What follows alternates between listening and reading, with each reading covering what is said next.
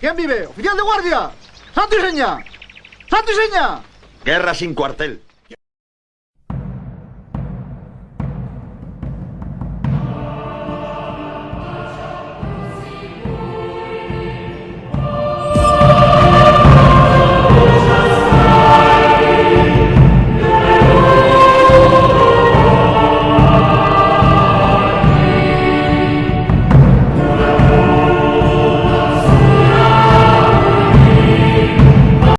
Bienvenidos a Santo y Seña, el canal católico y contrarrevolucionario que pretende, como decía San Pío X, reinstaurar todas las cosas en Cristo.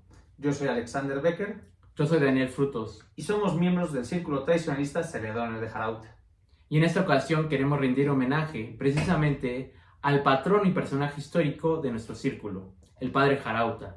El próximo sábado 30 de julio, a las 12 horas del día del centro, en el monumento a Celedonio de Jarauta, ubicado en San José número 6, en la Valenciana, Guanajuato.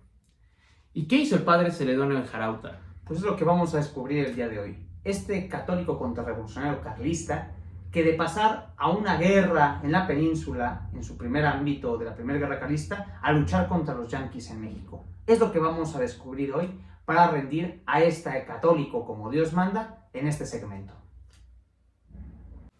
Celedonio Domeco de Jarauta y Ortiz, mejor conocido como el Padre Celedonio de Jarauta, nació en Malón, provincia de Zaragoza, en Aragón, el 3 de marzo de 1813, como un vasallo de Nuestra Señora del Pilar. En Zaragoza, cursó los estudios de Humanidades y de Filosofía e ingresó a la Orden de los Frailes Menores.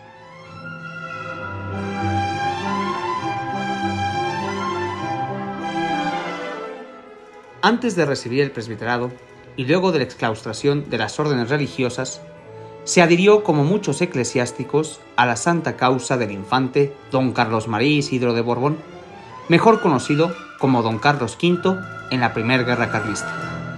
Militó en las huestes del general Ramón Cabrera. Como militar cumplió cabalmente las órdenes de defender al Dios verdadero y al justo rey frente al avance de la revolución que usurpaba el trono de las Españas en 1833 y comenzaba la cruzada de la nueva reconquista carlista por la tradición hispánica. Más tarde, se habría exiliado a La Habana, Cuba, lugar donde obtuvo las órdenes sagradas e inicia su camino por la salvación de las almas. Eso sí, siempre teniendo presente su deber público cristiano, luchando contra la revolución liberal a donde fuera.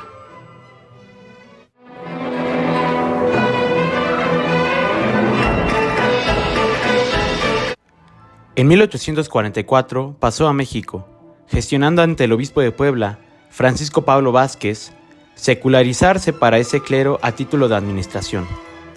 Fungiendo como vicario de una parroquia, no tardó en dejarla, tal vez por ser el suyo un talante encendido. A partir de entonces se domicilió en el convento de la Merced en el puerto de Veracruz, donde cobró mucha fama como confesor y predicador. En tal cometido, al tiempo que se anunciaba la guerra entre México y los Estados Unidos, se dio de alta como capellán del 2º Batallón de Infantería al mando del coronel Juan de Dios Arzamendi. Poco después, desempeñó el mismo cargo en el Hospital de Sangre. Empero, en cuanto supo de la orden de crear guerrillas para hostilizar a los estadounidenses, el 16 de marzo de 1847 presentó una solicitud para encabezar una guerrilla, proporcionándosele para ello 2 pistolas y una montura como aquellos años de contrarrevolución carlista en la península ibérica. El 14 de septiembre siguiente, ostentando el cargo de comandante de la primera guerrilla de Oriente, arribó a la Ciudad de México montado a caballo y sosteniendo el pabellón mexicano. El Padre Celedonio de Jarauta divulgó las siguientes palabras: Habitantes de la Ciudad de México, despertad ya del peligroso letargo en que os halláis.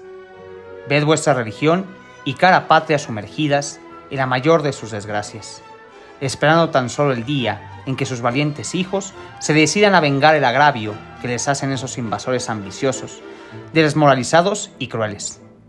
Levantaos en masa y unidos a una sola voz clamemos: ¡Viva México! ¡Viva su religión católica! ¡Viva Cristo Rey! Y viva el Santo Papa!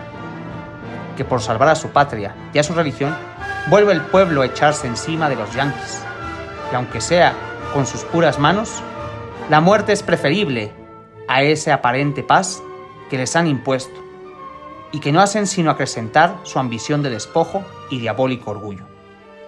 Ese es el único medio de salvar a la patria, a la religión católica y a nosotros mismos de los grilletes de la indigna esclavitud.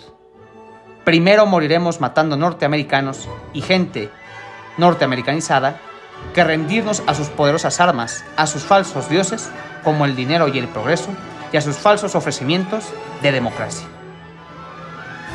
En enero de 1848, al grito de ¡Viva México! ¡Mueran los yanquis!, obtuvo una clamorosa victoria en San Juan Teotihuacán y aún tuvo fuerzas para defender la capital. Menciona Antonio García Cubas. Una descarga de fusilería ordenada por el fraile fue contestada por los yanquis, a la vez que por otros puntos lejanos se escuchaban las denotaciones de las armas de fuego, pues eran los momentos de la conflagración general de la ciudad. A poco, grupos de lanceros, desprendidos del ejército que habían emprendido su retirada, se dirigían, esquivando calles, hacia otros lugares desde los cuales pudieran causar mayores daños. El padre Jarauta, con los suyos, abandonó aquel punto para elegir otros más convenientes para su intento.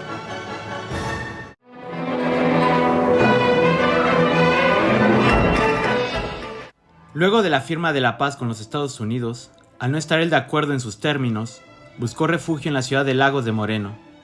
Residiendo allí y motivado por Mariano Paredes Arrillaga y Manuel Doblado, el 1 de julio de 1848 lanzó su plan, y ambos tomaron Lagos sin el menor obstáculo y se dirigieron de inmediato a Guanajuato, que se le rindió el 15 de julio.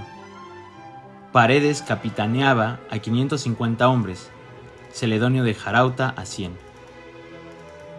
Mediante un plan que lleva su nombre y que consiste en 5 puntos: primero, se desconoce al actual gobierno por haber traicionado a la nación. Segundo, reasumen en consecuencia los estados de soberanía. Tercero, los mismos asumirán los medios para reemplazar al gobierno decaído. Cuarto, designarán estos a quien haya de mandar sus fuerzas. Quinto, las fuerzas del ejército permanente que se adhieran a este plan quedarán a las órdenes del mayor graduado de los que lo secunden. Así arrancó el plan, cuya ejecución, en poco más de 2 semanas, le costará la vida a su autor. Sabiéndolo el recién electo presidente Herrera, ordenó al general Antonio Bustamante que de inmediato pasara de Silao a la capital, Guanajuato, para recuperar la plaza, a la que pone sitio el 18 de julio, derribando el cerco al día siguiente. Desde la víspera fue capturado el padre Celedonio de Jarauta, quien, temerario como siempre fue, al frente de 50 de los suyos, intentó frenar el avance de los sitiadores en Mellado y Valenciana, protagonizando acciones de fuego cruzado en los cerros de San Cayetano, Rocha, El Gallo y Gritería.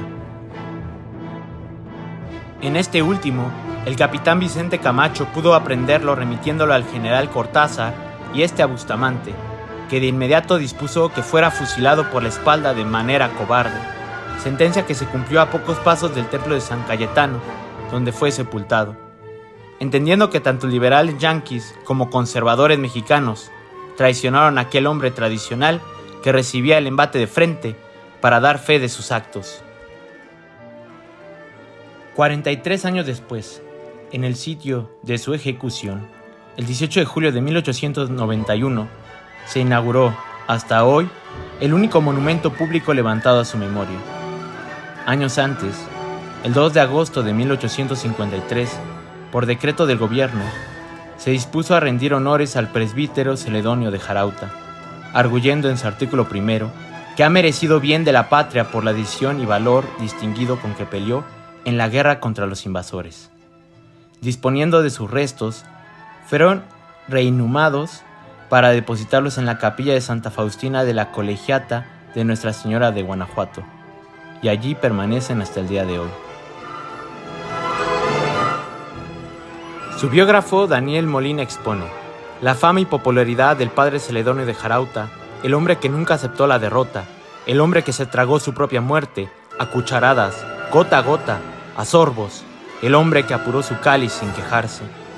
Podemos agregar, el cura que entendió que a la revolución no se le da tregua como hiciera San Miguel Arcángel, que a la revolución se le recibe con bayonetas y sin cuartel.